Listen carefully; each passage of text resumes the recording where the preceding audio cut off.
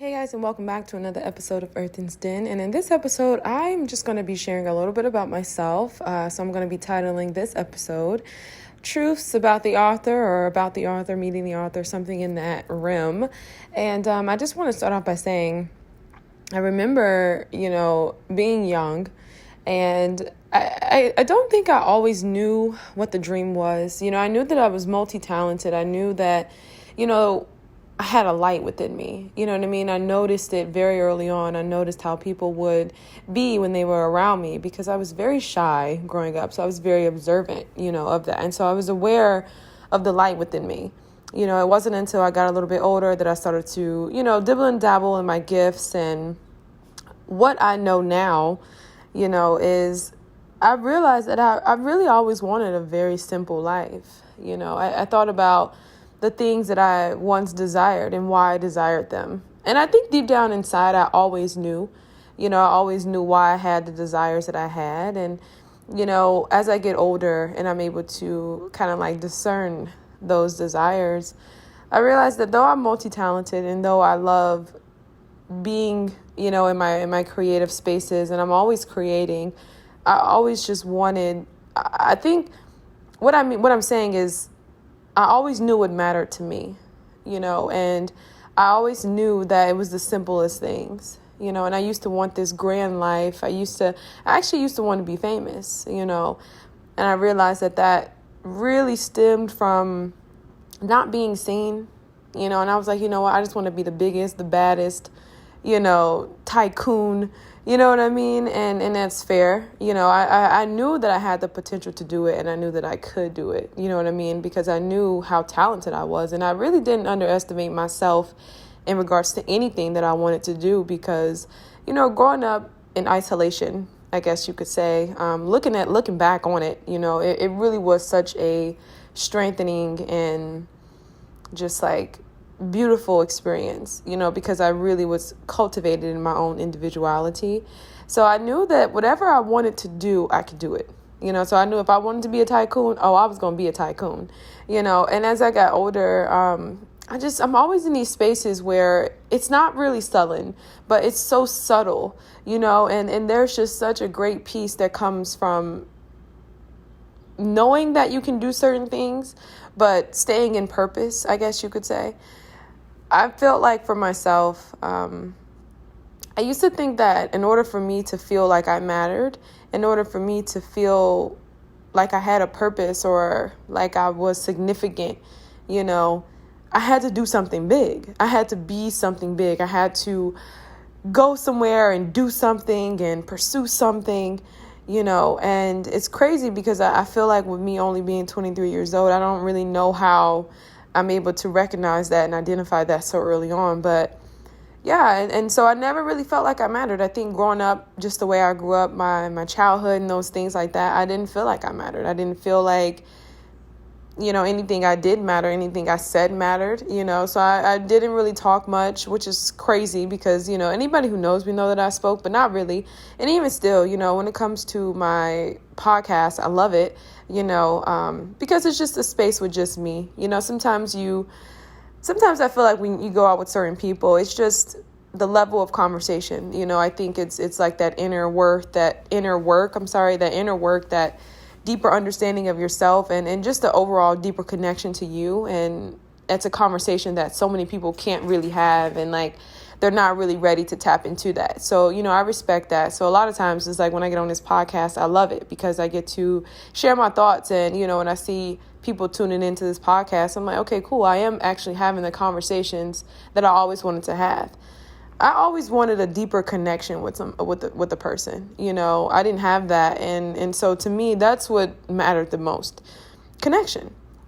And I think sometimes we start to do ordinary things in such mundane and like mediocre ways. We don't give our daily actions and the people who are around us the best of us because we feel like it doesn't matter. And it's the biggest lie ever. I used to do everything with just like a kind of like a whatever type of mentality. I would just be like, okay, whatever, I'm gonna just do this little job and whatever, you know what I mean? And I knew looking back on it, and I even knew in those moments that my light was shining. And I knew in those moments that I was making an impact because I would see the people around me and I would see them when I first come in because I was very observant. And I've always had this ability to read people, and I think that's like such an amazing gift, and I'm so blessed for that. But, of course, sometimes you could be wrong about a person, so you kind of gotta, but most of the time I'm usually right? And I would notice after being in their presence and after being in those spaces, like the difference in just who they were. I always felt like the people I was around, they just had like a greater strength about themselves or within themselves, and I'm not God.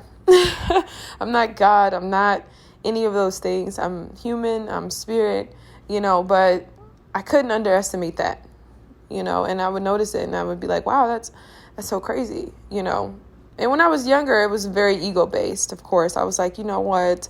These people just hating, they copying, blah, blah, blah, But as I've gotten older and I've developed spiritually and continuously, of course, it's like, it's such a beautiful thing to see. And so I realized that this desire to be something big, after a while, I started to realize, like, why do I want to do these things? This is not even me. Like, I'm such a sweetheart. I'm not really that person.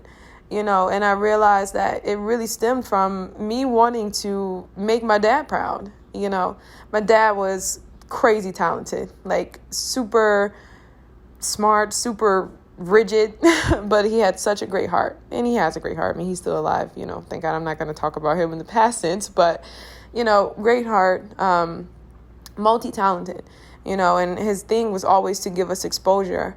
I think coming from his own background and having a little understanding about his life and the way he grew up, when you grow up poor, the dream is to just have wealth and riches, and so I knew that, as a father, he just wanted us to, I'll speak for myself. He just wanted me to know that it was okay to have more and to do more and to be better, and I respect that. I'm actually very thankful for that because I knew, just in those spaces, I could aspire to be more and to have more. But with that projection, I never really had a chance to develop my own sense of like dream and identity. He never supported the little things that I wanted to do, because I don't know why. I can't really tell you why, but not having that just made me think like, okay, maybe, I need to do something bigger. Maybe I need to do something better. And every time I would do something bigger and better, it was almost like it was never enough, And so I was like, you know what? I'm actually going to go over here and I'm going to be the best at this. I'm going to murder this. I'm going to dominate that. I'm going to do, you know what I mean? And so that was my motivation for a very long time with everything that I wanted to do.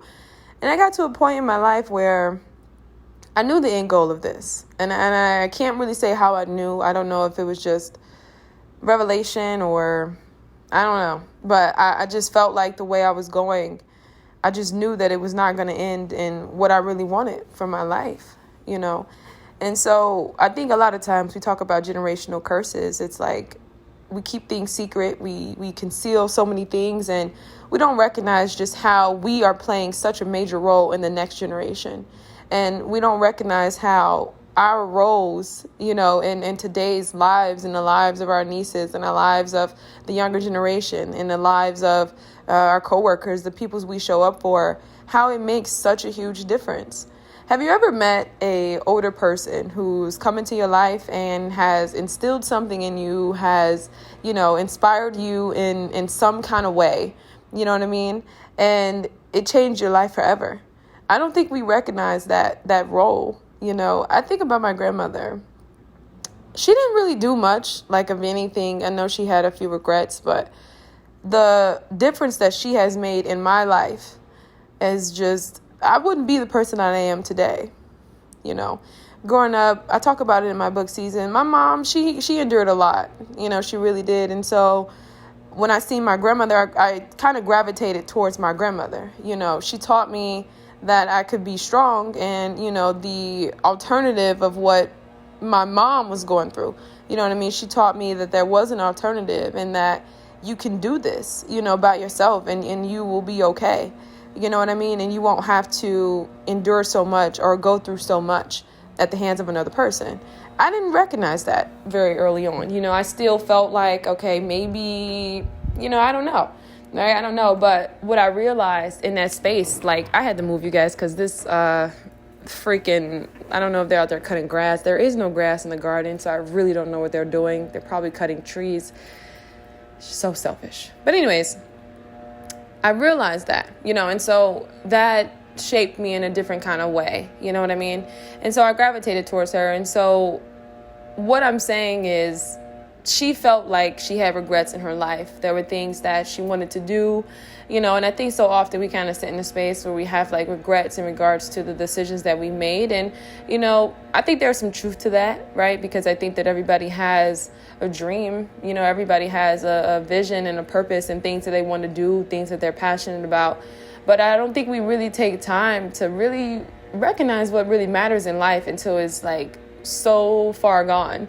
And I realized that as I got older, and I think I've always wanted it. I think I've always just wanted a simple life of peace, and don't get me wrong. I think every person aspires to have their own sense of financial freedom, because that's just the way of the world. Unfortunately, we just live in such a world where we're greedy, and we have to have money to provide for ourselves, that you can't really live off of water and air and, be one with nature. And I definitely think just coming from an ancestral background, and I think about my own life, just in regards to just like Native American, I really feel connected in that sense. And so, it makes sense, but that's just not the way of the world.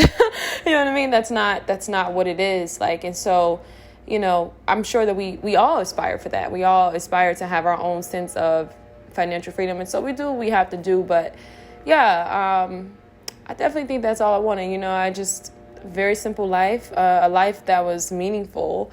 You know what I mean? A life that I could do what it is that I love and inspire people. I think that was always my dream, was to inspire people and to be something, and I remember just seeing women, who appeared to be, financially secure in that way. And I love that image. I love that look. And so that was definitely something I gravitated to as well. But, at the end of the day, it was such the simplest things, like, being a good mom and like, all of those great things. Like, I love that, you know what I mean? And I think so often we just stray away from our truest nature and the things that we want to do because we have so many expectations of how we should be, what we should do, what we should like, you know what I mean? And if you're not conscious, if you're not aware, which so many of us aren't, and I haven't gone to therapy, a lot of my work and actualizations really just come through prayer, meditation, and journaling. But yeah, I just, I meet so many people who are just pretentious and they're trying to be something that they're not, man. We really need to bring back, like, can we like start to applaud nice guys and good girls? Can we just start to recognize good people? I don't think we recognize that enough. I think it's almost like everybody kind of wants to be this hard person, this rugged person, and that's just not who you are. If you grew up and you were bullied or you were a lame, like, that's okay. Like, can we just say that that's okay? I think when I look back at my own life, I was totally that person, like, but I didn't care. I really didn't care. And it wasn't until like 7th grade I started to notice like the expectations, you know what I mean, of other people like pulling me in that way. And, when you're young, you don't know. But yeah, like definitely started to pull towards that and started to want to be this person or, you know what I mean, kind of be in that space. But that was never me, and so I've always found that I attracted those type of people in my life who were great people, but they felt like they needed to be something other than to be accepted.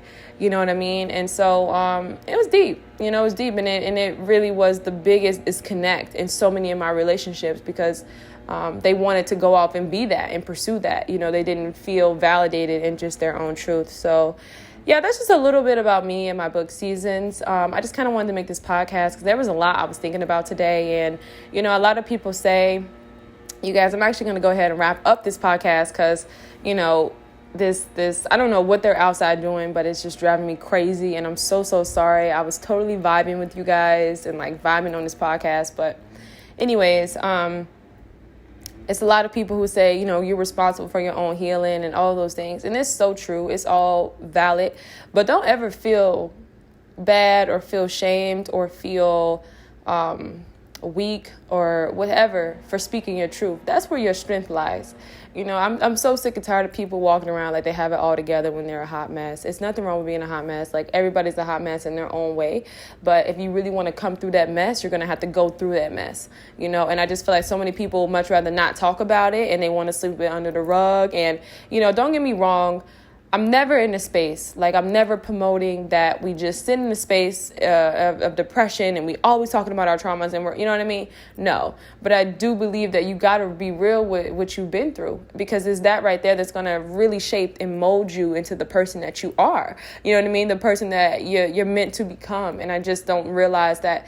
I just realized that so many people don't go through that process because it's like, oh, nobody want to hear about that, or, oh, you're just depressed, or, oh, those are just life's emotions. Like, it's the good and the bad. You know what I mean? Like, you just go through it, and so I just wanted to kind of share that with people too. Like, I'm so tired of hearing that, you know what I mean? And another thing too is, like, first of all, if you've never been through it, it really doesn't matter, like, when you start to go through the process. It's a process.